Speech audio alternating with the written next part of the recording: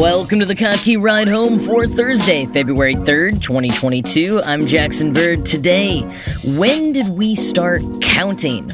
Are numbers just a modern human concept? Plus, we have more details about the impending end of the International Space Station as focus turns ever more to the Moon and Mars, and a new search engine that only gives you one result, and it's always a book that was published before 1927. Here are some of the cool things from the news today. Are we humans the only species that counts and engages with numbers? And whether or not we are, is it only our anatomically modern versions of ourselves that have done so? How long ago did humans start counting? The whole concept of numbers and counting is something that can easily make your head spin when you think about it for a minute. And it turns out that the field of numbers origins is a pretty empty one, although that's been changing recently thanks in part to funding from the European Research Council for a project called The Evolution of Cognitive Tools for Quantification, or Quanta. Quanta is funding work by archaeologists studying ancient numerical notations, evolutionary biologists looking at the deep origins of words for numbers, and cognitive scientists, anthropologists, and psychologists who are studying contemporary number systems across cultures to help inform some bigger questions of the past and development of our relationship to numbers over time. There is a really great piece in Nature from last year summarizing some of the recent scholarship being done by folks involved with quanta or adjacent to them, all trying to figure out when exactly numbers entered our way of being. The first thing to know is also my favorite line from the entire article, quote, "Researchers don't even agree at times on what numbers are," end quote. That's when you know you're really getting into a tough subject, one of those truly the more you know, the more questions you have kind of things. Now, Nature does say that one study from 2017 defined numbers as, quote, "discrete entities with exact values that are represented by symbols in the form of words and signs," end quote. Discrete entities with exact values that are represented by symbols in the form of words and signs. I think that's a pretty good working definition for going forward in summarizing some of these findings, so keep that in mind. So first, the question of whether other animals can or do count. Now, as far as we know right now, it seems like a fair few species, including fish, bees, and chicks, can subitize, that is, perceive the number of items in a set without actually counting them. So like when you look at 3 cups on a table and immediately know there are 3 without having to count them. Nature says there are also animals who are capable of large quantity discrimination, so they can tell the difference between 10 objects and 20 objects, but can't tell the difference between 20 and 21, for example. Baby humans, as young as 6 months old, can do this too. And some chimpanzees in captivity, at least, have been taught to use, if not numbers as we'd recognize them, abstract symbols that represent quantities. But Nature notes that no non-human species, chimpanzees included, have been seen using symbols in that way in the natural world. So some folks, like Andreas Nieder, a neuroscientist from Germany, thinks this all adds up to humans having a, quote, innate appreciation of numbers that arose through evolutionary processes such as natural selection, end quote. But others, like Rafael Nunez, a cognitive scientist at the University of California, San Diego, and one of the leaders of Quanta, says it can't just have been natural selection. Some animals may have more of an innate ability to perceive and distinguish quantity that could have been from evolutionary processes, but humans' interaction with numbers is so much more sophisticated that it's gotta mostly be from cultural evolution, that is, learning new skills that are taught to us or learning them through imitation. Whether we developed this ability over time or started learning it and teaching it to one another, to put it simply, when did this begin? According to some theories, ancient humans may have been using symbols for discrete entities anywhere from 10,000 to 100,000 years ago. Like everything else, there's some debate and a lot of unknowns. One archaeologist, Francesco Derrico, thinks it wasn't just anatomically modern humans, though. Neanderthals might have been working with numbers too. Derrico points in particular to a hyena bone found in western France in the 1970s, dated back to 60,000 years ago. It bears 9 parallel notches. The notches are deep, intentional, but not aesthetically pleasing or evenly spaced, and that leads Derrico to think they were more functional. And while this is one of the older potential counting aids, and its location additionally would give credence to the Neanderthal hypothesis, it's far from the only find of its kind. One other example nature gives is a baboon bone found at Border Cave in South Africa that's 42,000 years old and also bears parallel notches. In this case, the bone and its notches are also quite smooth, suggesting it may have been used quite a bit and held some importance. The older hyena bone from France, by contrast, seems to have been used very little before being tossed aside. Here's Derrico's take on these findings, quoting Nature. Discoveries over the past 20 years show that ancient humans began producing abstract engravings, which hint at sophisticated cognition hundreds of thousands of years earlier than we once thought. It all started by accident, he suggests, as early hominins unintentionally left marks on bones while they were butchering animal carcasses. Later, the hominins made a cognitive leap when they realized that they could deliberately mark bones to produce abstract designs, such as those seen on an approximately 430,000-year-old shell found in Trinil, Indonesia. At some point after that, another leap occurred. Individual marks began to take on meaning, with some of them perhaps encoding numerical information. The Le Pradel hyena bone is potentially the earliest known example of this type of mark making, says Derrico. He thinks that with further steps, or what he dubs cultural acceptations, such notches eventually led to the invention of number signs such as 1, 2, and 3. Derrico acknowledges that there are gaps in this scenario. It isn't clear what cultural or social factors might have encouraged ancient hominins to begin marking bones or other artifacts deliberately, or to then harness those marks to record numerical information. Quanta will use data from anthropology, cognitive science, linguistics, and archaeology to better understand those social factors, says Derrico, who is one of the project's 4 principal investigators. End quote. Now, not everyone is convinced notches on a bone or stick always mean they were used for counting, however. A few scholars have studied message sticks used by Aboriginal Australians, and some of those sticks have tally-like marks, but they're often more to serve as a memory aid for the message being delivered, not to count something necessarily. Linguistic anthropologist Piers Kelly says it's less accounting a quantity and more recounting a narrative. And looking at contemporary societies and languages can sometimes help us understand how number systems might have originated and developed. Quoting again, linguists Claire Bowen and Jason Zentz at Yale University reported in a 2012 survey that 139 Aboriginal Australian languages have an upper limit of 3 or 4 for specific numerals. Some of those languages use natural quantifiers such as several and many to indicate higher values. There's even one group, the Piraha people of the Brazilian Amazon, that sometimes claimed not to use numbers at all.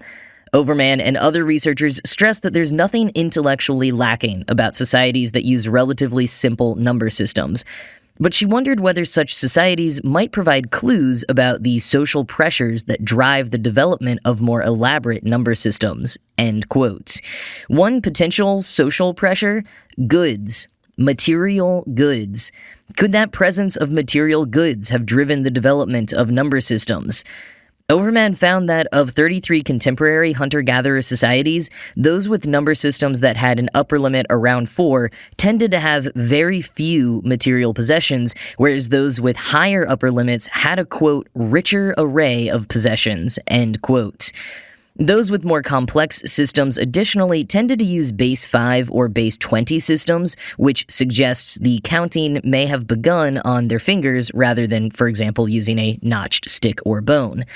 Although looking back in time, once there was a need for numbers to go higher, counting aids would usually be deployed, like in Mesopotamia when, at least 5,500 years ago, they started to use clay tokens in different shapes to enable counting into the thousands.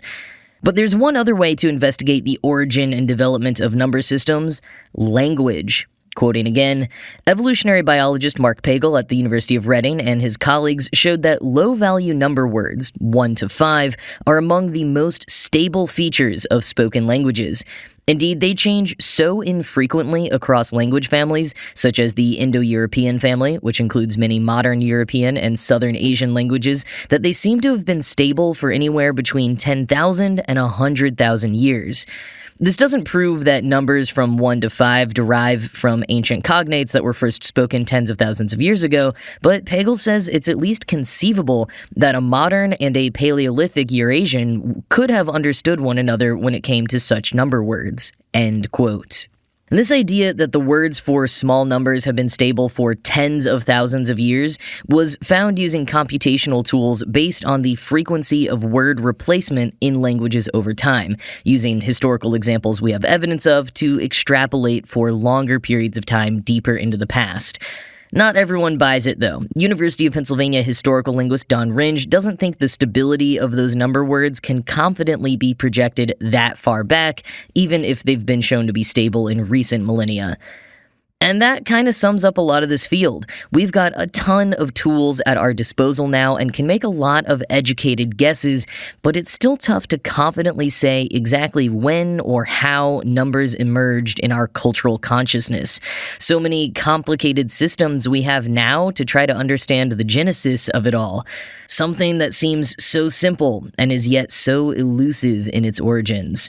Russell Gray, an evolutionary biologist at the Max Planck Institute for Evolutionary Anthropology, got to perhaps the real core of why the idea of the origin of numbers is so fascinating to think about, telling Nature, quote, "Numbers are just so fundamental to everything we do. It's hard to conceive of human life without them."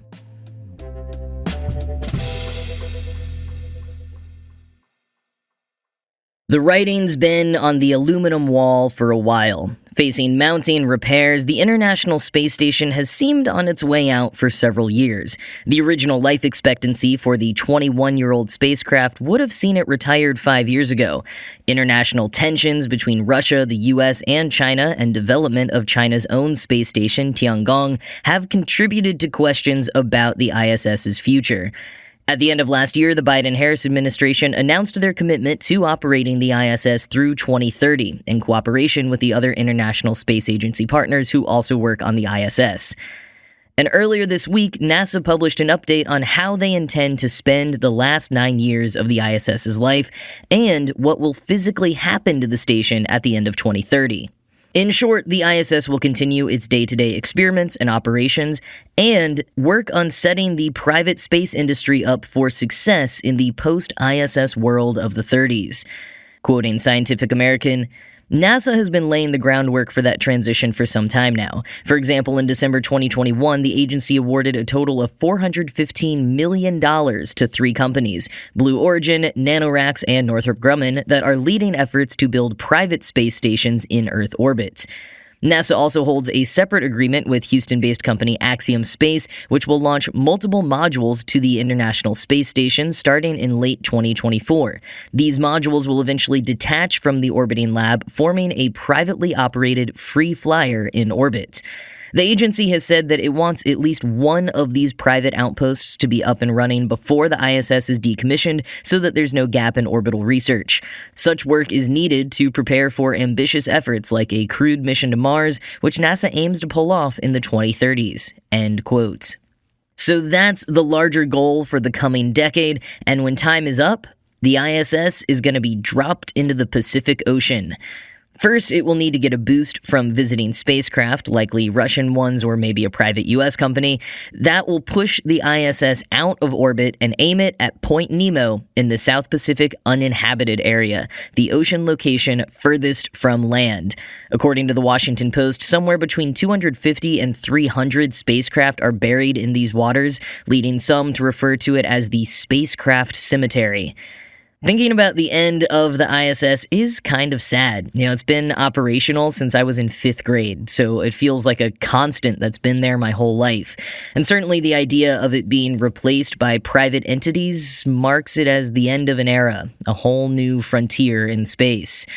Speaking of which, The Verge reported today that a company called Quantum Space wants to build a robotic outpost near the moon, specifically at Lagrange Point 1, that will, quote, create a fleet of robotic helpers that can do a variety of tasks near the moon, such as providing internet capabilities, collecting data, refueling spacecraft, and assembling structures in lunar space, end quote.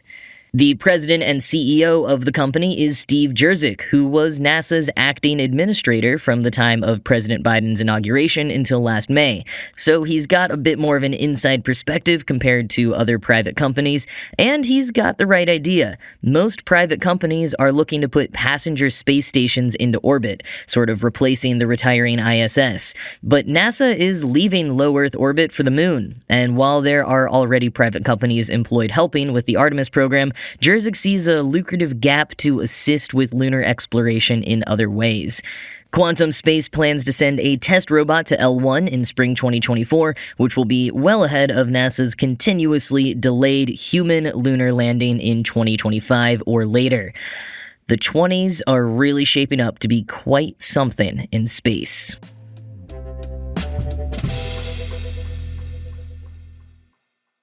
Back in November, I shared with you some tips from writer Clive Thompson about rewilding your attention. Coined by Tom Critchlow, the idea of rewilding your attention varies depending who you're talking to, but basically means breaking out of your filter bubble, stepping away from algorithmic feeds, and finding some of those weird or surprising corners of the internet again. I also think about it as being a little more intentional sometimes, and like Thompson, I would say it doesn't all have to be online either. It's not just finding offbeat blog posts and microsites, but also reading books.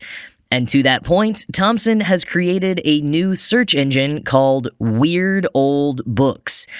See, Thompson's big recommendation for rewilding your attention with books is that any book published before 1927 is in the public domain, so you can access it online via Google Books or archive.org, and boy, are old, obscure books fascinating. So much strange stuff in them.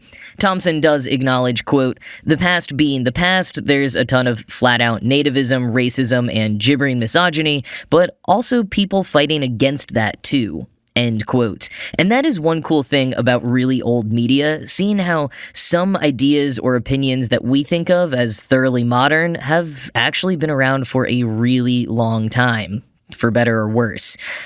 In any case, Thompson wanted to make it easier for people to find and enjoy weird old books, so he built this search engine that only populates results from the public domain, because that means you'll get the whole text and not just a preview. And yes, you only get one result. It's different every time if you search the same thing, or at least for a bit there are only so many books on various topics, but you only get one result because Thompson says he wanted to try to avoid the paradox of choice. It's basically just using a filtered search of Google Books, so Thompson acknowledges it's not the best, most sophisticated site. He shared some tips on Medium. Simple queries are better, 1 or 2 words are best, and think about general or historically relevant words, but really just search whatever and you'll find something interesting. I searched for Christmas a few times and got some interesting books about Christmas traditions, as well as a great book by Washington Irving, and then an 1847 memoir of a Welsh minister named Christmas Evans. And then I decided to search for suffragette and got an amazing booklet from 1912 called Mother Goose as a Suffragette, which is a whole series of illustrated parodies of nursery rhymes with a suffrage bent to them, like this one. Jack and Jill have equal will and equal strength in mind, but when it comes to equal rights, poor Jill trails far behind.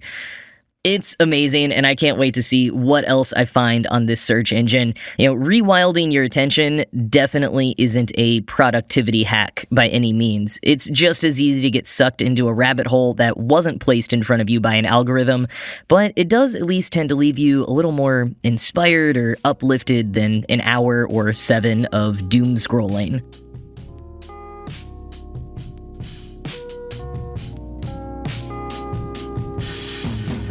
Well, that is it from me for today. As always, this show was produced by Ride Home Media and Kottke.org. I am Jackson Bird, and I will talk to you again tomorrow.